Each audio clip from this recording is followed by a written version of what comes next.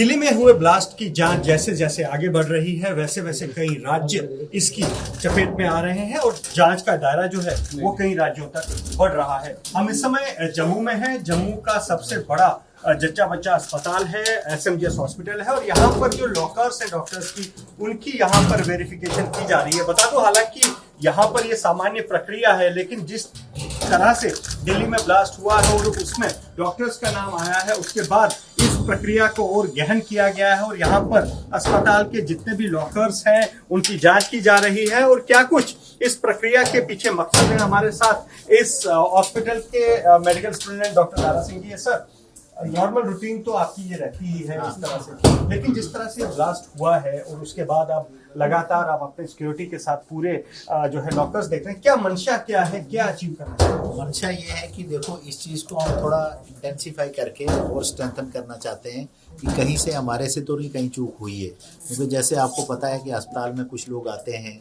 कुछ रिटायर हो जाते हैं, कुछ ट्रांसफर हो जाते हैं, कुछ PG करके निकल जाते हैं, तो हमें ये अलॉटमेंट जो है दूसरे को करनी है।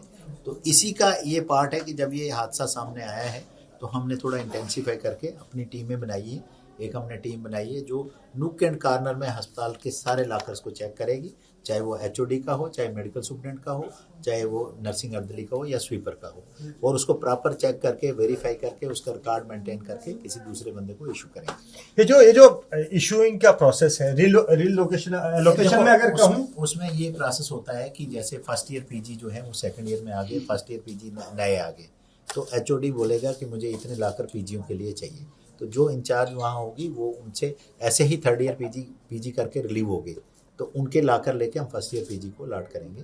और इसका हमने, आप अगर देखोगे तो हमने थोड़ा सा इसमें मॉडिफिकेशन की है, जो हमारी अपनी सेल्फ स्टाइल है SMGS की। हमने पहले नाम लिखा होता था, हर लाकर के ऊपर नाम होता था लिखा, हमने नाम हटा दिया है, हमने कोडिंग की है इसकी। जैसे हमारा 1 2 3 से है ना, तो हमारे 1 रजिस्टर पे सारा कुछ लिखा है, ये कौन बंदा है, क्या इसका नाम है, क्या इसका चाबी का नंबर है, क्या इसका डेजिग्नेशन है, किस दिन इसको अलॉट किया है, मैं आपको दिखा भी दूंगा, और इसका मोबाइल नंबर क्या है।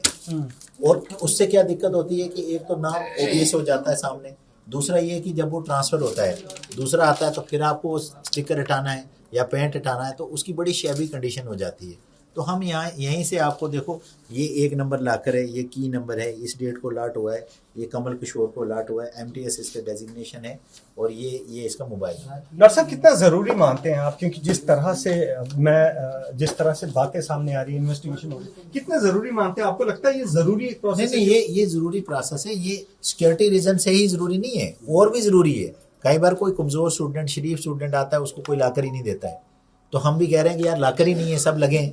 अब जब हमारे रजिस्टर सामने तो हम देखेंगे यार इतने लाकर खाली हैं, कर लो इनको अलॉट।